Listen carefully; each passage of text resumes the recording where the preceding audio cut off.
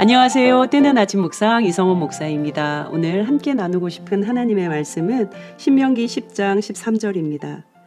내가 오늘 내 행복을 위하여 내게 명하는 여호와의 명령과 규례를 지킬 것이 아니냐. 아멘. 오늘은 행복에 대해서 이야기 나누려고 합니다. 여러분은 언제 행복하세요? 여러분, 우리가 어떻게 살아야 정말 행복하게 살아갈 수 있을까요? 많은 사람들이 행복과 쾌락을 조금 혼동해요.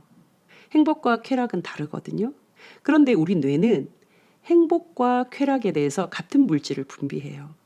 도파민이라는 신경 전달 물질이 행복을 느낄 때에도 쾌락을 느낄 때에도 분비되는 거죠.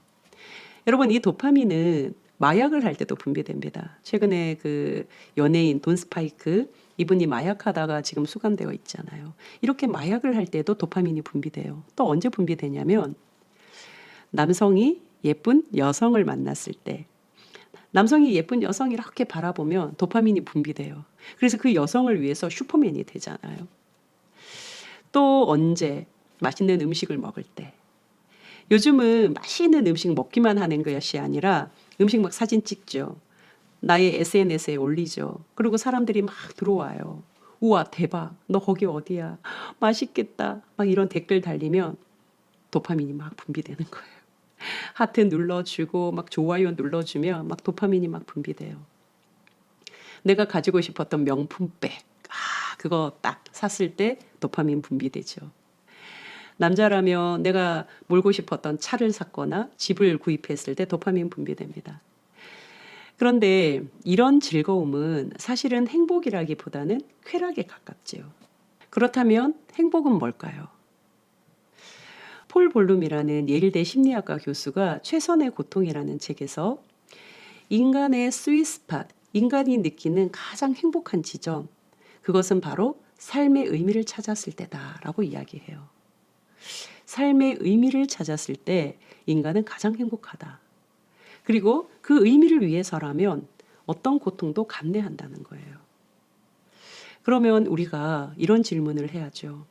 삶의 의미, 우리의 삶의 가장 중요한 의미, 가장 진정한 의미는 무엇일까? 우리가 오늘 이 부분을 좀 해결해야 될 것 같습니다. 여러분, 물고기는 언제 가장 행복할까요? 물에 있을 때가 가장 행복합니다. 물고기에게 아무리 명품백을 사주고 아무리 고급 승용차를 사주고 아무리 근사한 집을 사줘도 물고기는 바다 밖을 벗어나면 죽음이지요. 물고기는 바다에 살도록 지음을 받았기 때문에 그렇습니다. 그렇다면 인간은 어떤 존재로 지음을 받았을까요? 우리가 이 질문에 답을 하면 이제는 행복은 거의 다 온 셈입니다. 인간은 누구에 의해서 어떻게 지음을 받았는가? 우리가 다 알듯이 우리는 하나님에 의해서 지음을 받았고 하나님의 형상을 따라 지어졌어요. 하나님의 형상을 따라 지어졌다는 것은 하나님과 닮은 꼴이라는 것이죠. 그러니 하나님 좋아하는 것이 내가 좋아하는 것이 될 때, 하나님의 꿈이 내 꿈이 될 때, 그때 우리는 행복할 수 있다는 것입니다. 물고기가 물에 있을 때 행복하듯이 우리가 하나님 안에서 하나님이 좋아하시는 것을 나도 좋아하고 하나님의 꿈 나도 꿀 때 우리는 행복할 수 있다는 거죠. 이것을 조금 다른 말로 바꾸면 하나님을 지향한다. 제가 요즘 굉장히 좋아하는 말입니다. 지향. 조금 서툴고 조금 더디고 조금 부족하지만 내가 바라보는 것, 내가 지향하는 것, 그것은 쉽게 바뀌지 않아요.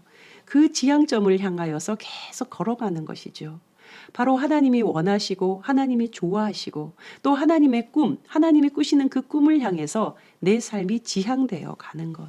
이것이 바로 하나님의 형상대로 살아가는 것. 그러할 때 우리는 진짜 행복할 수 있다는 거예요. 그동안 기독교와 혹은 교회가 계속 선포해왔던 그 메시지들을 보면 번영과 성공입니다. 자신의 욕망을 충족하기 위해서 신적인 도움을 일으켜내는 것을 마치 신앙인 것처럼 둔갑시켜 왔어요. 이 세상 속에서 비주류가 되는 것이 아니라 주류가 되는 것이잖아요. 주류로 가고 싶어서 안간힘을 쓰는 것. 그것이 사람들의 욕망이죠. 이 욕망을 충족시키기 위해서 신적 도움, 하나님의 도움을 막 일으켜내는 것, 이것이 마치 신앙인 것처럼 둔갑시켜 왔다는 것이죠. 세상에서 유능해라, 힘을 가져라, 성공해라.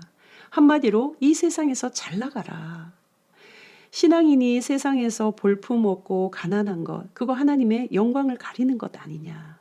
이렇게 가르쳐 오고 그것을 아멘으로 듣고 여기에 자기의 욕망을 덧붙여서 어찌하든 이 세상 속에서 주류가 되기 위해서 안간힘을 쓰며 그 경쟁 속에 살아남기 위해 살아가는 것.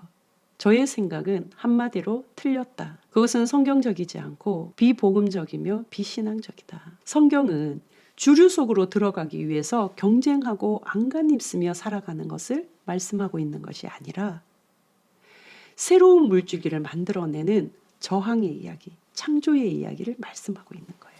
하나님의 꿈, 하나님이 원하시고 하나님이 좋아하시는 것, 그게 뭘까?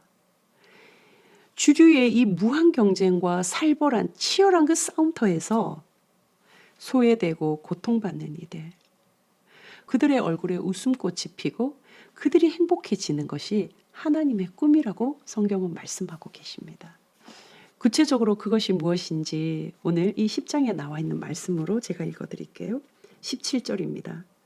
너희의 하나님 여호와는 신 가운데 신이시며 주 가운데 주시요 크고 능하시며 두려우신 하나님이시라. 사람을 외모로 보지 아니하시며 뇌물을 받지 아니하시고 고아와 과부를 위하여 정의를 행하시며 나그네를 사랑하여 그에게 떡과 옷을 주시나니 너희는 나그네를 사랑하라. 전에 너희도 애굽 땅에서 나그네 되었음이니라. 아멘. 하나님이 꿈꾸시는 것, 그것은 바로 고아와 과부를 사랑하는 거예요. 나그네를 사랑하는 거예요. 사람을 외모로 보지 않으시고 뇌물을 받지 않으시고 정의로우시고 공의로우신 그 하나님이 꿈꾸시는 것은 고아와 과부, 그들의 얼굴에 웃음꽃이 피고 그들이 행복하게 사는 것. 이것이 바로 하나님의 꿈이라는 거죠. 이것이 하나님이 여시는 새로운 물줄기라는 것이죠. 그러면 하나님과 닮은 꼴, 하나님의 형상으로 지음받은 우리가 지향해야 할 삶은 무엇일까요? 바로 그들과 함께 행복해지는 것. 여러분, 하나님을 믿는다는 것은 내 욕망을 충족시키기 위해서 하나님의 도움을 구하는 것이 아니라 하나님이 펼쳐가시는, 하나님이 꿈꾸시는 그 새로운 물줄기에 내 삶을 올려드리고 내 삶이 그 물줄기의 일부가 되어 살아가기로 작정하는 것입니다. 그렇게 살아갈 때에 인간은 지음받은 대로 진짜의 행복, 진정한 행복을 누리며 살아갈 수 있다는 것이지요. 여러분, 우리가 이렇게 살아갈 때에 신명기는 우리에게 약속의 말씀을 확신시켜 주셔요. 너희 살아갈 것 염려하지 마라. 두려워하지 마라. 걱정하지 마라. 하나님이 너희의 삶을 인도해 가실 거다. 그거 염려하지 마라. 그러니 너희의 삶은 하나님의 물줄기의 일부가 되어서 살아가면 된다. 그것이 가장 행복하게 살아가는 비결이다. 사랑하는 따가 가족 여러분, 두 가지입니다. 하나님 사랑하는 거고요. 이웃 사랑하는 거. 여러분, 오늘 이 하루 잘 살면 되잖아요. 다른 걱정 하나님께 맡겨드리고 하나님 우리 삶을 책임지시는데 우리가 오늘 하루, 이 하루 잘 살아가기 위해서 두 가지. 하나님 사랑하는 거, 내 옆에 이웃을 사랑하는 거. 이 두 가지를 오늘 하루 잘 실천하며 하나님 주시는 진짜의 행복을 맛보는 귀한 날 되시기를 주님의 이름으로 축복합니다. 다음 주에 뵙겠습니다. 샬롬.